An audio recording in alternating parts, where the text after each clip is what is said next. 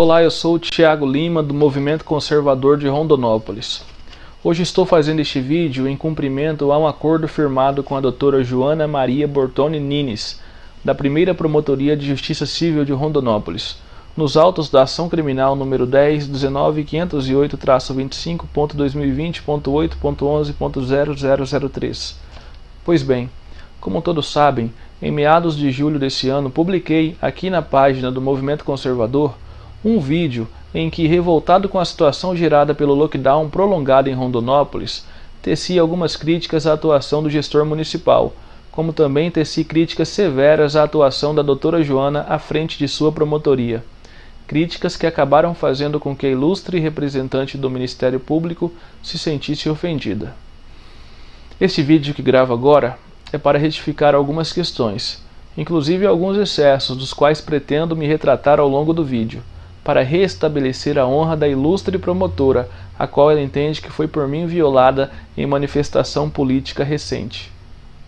Antes de mais nada, preciso esclarecer que, ao contrário do que pensa a senhora, doutora Joana, o movimento conservador não é um movimento fascista, muito menos um movimento antidemocrático. Na verdade, somos um movimento de direita, que preza pelos valores judaico-cristãos, sobre os quais a nossa sociedade ocidental foi fundada. Valores que podem ser resumidos na nossa crença em Deus, no nosso amor pela pátria, na nossa defesa da família como uma instituição essencial para a sociedade e também na nossa defesa intransigente do direito que todo ser humano tem à vida, à liberdade de locomoção, de pensamentos, palavras e ações, e na nossa defesa do direito à propriedade, entendendo-se como propriedade aquilo que é obtido através do trabalho honesto. Portanto, se estamos nesse momento com este vídeo selando um acordo de paz por nossa desavença passada, é necessário, antes que eu me retrate de certas falas minhas, deixar claro que a senhora se equivocou profundamente no momento em que rotulou o movimento conservador de fascista e antidemocrático, pois não somos, nem nunca fomos fascistas, muito menos antidemocráticos. Aliás,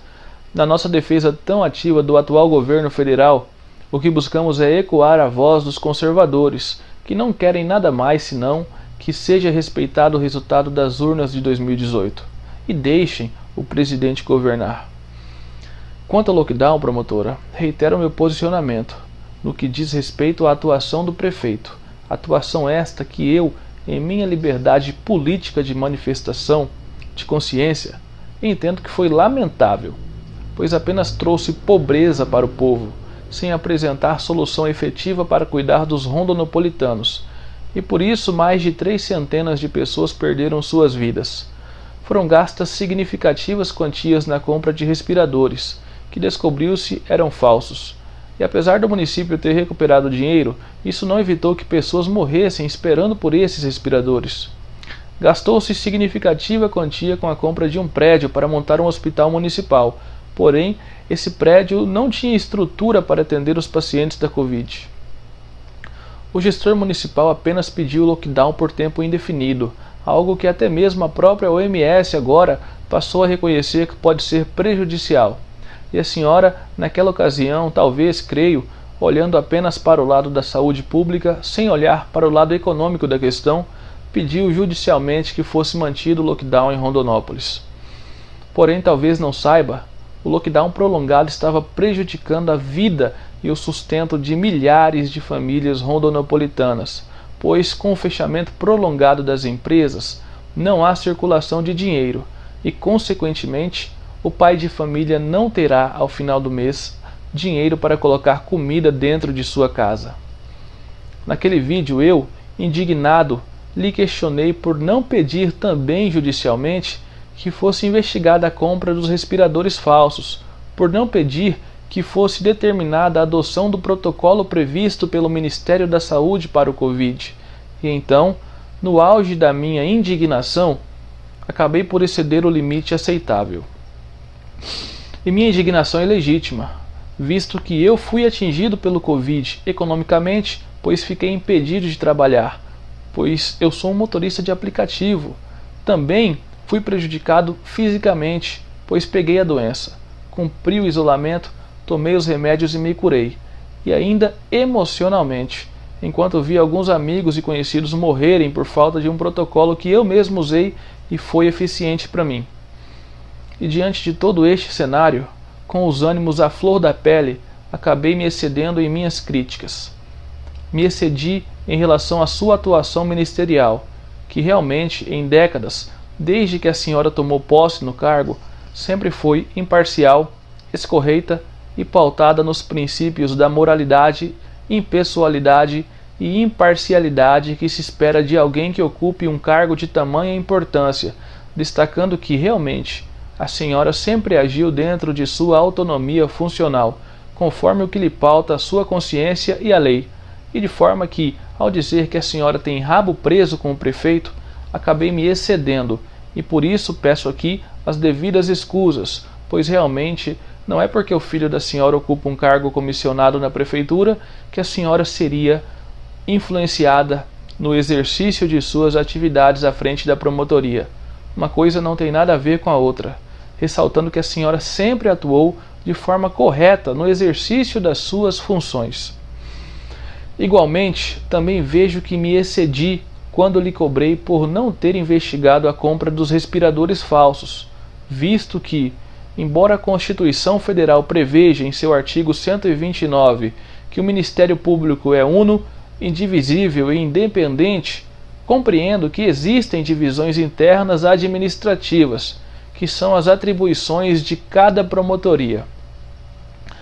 Acredito que, como a senhora formulou um ofício a um de seus colegas para representar contra mim em razão daquele vídeo veiculado, sendo a senhora a promotora de justiça responsável pela primeira promotoria de justiça civil, cuja atribuição é defesa da cidadania e dos direitos difusos, estando inclusive à frente de ações ministeriais relacionadas ao lockdown e à pandemia em Rondonópolis,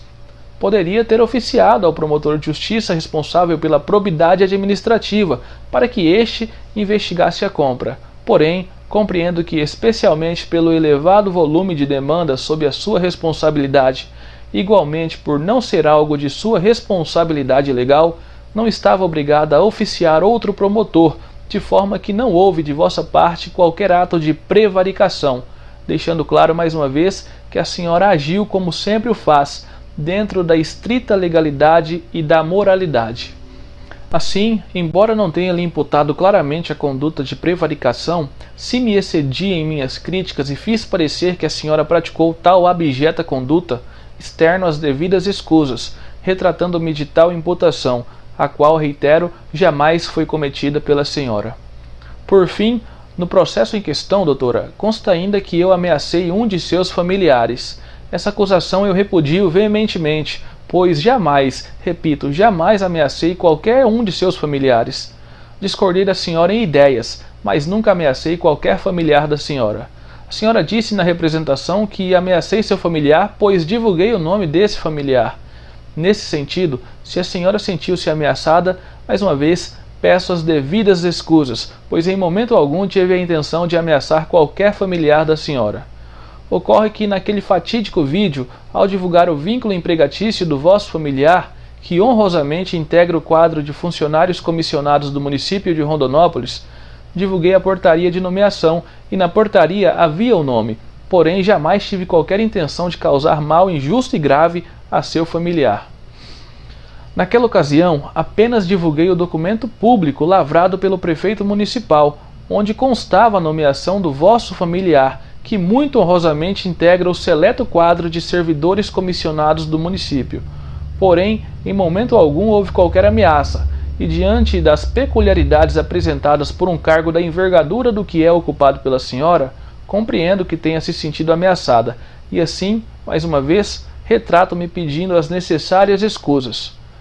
Acredito que tenhamos esclarecido todos os fatos, e que a senhora receba neste vídeo minha retratação formal como acordamos em audiência,